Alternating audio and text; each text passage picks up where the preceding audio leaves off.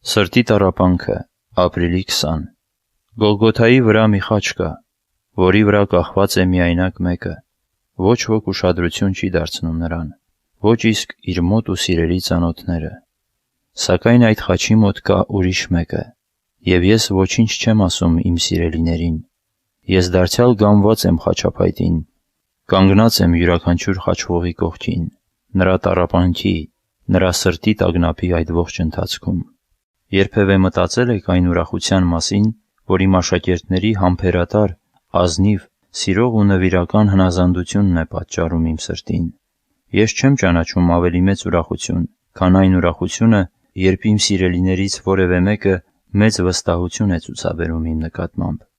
Ձեռքերիս ու ոտքերիս վրա բացված վերքերը ավելի քիչ ցավ են պատճառում ինձ, քան այն վերքերը, որ բացվում են ոչ թե թշնամիների պատճառով, այլ իմ բարեկամների։ Նրանց հաճախակի կրկնվող փոքր տարակույսները, փոքր վախերը, փոքր անհասկացողությունները սաստիկ ցավ են պատճառում ինձ, մինչ օրվա մեջ պատահած ամենափոքրիկ մտերմությունն ու վստահությունը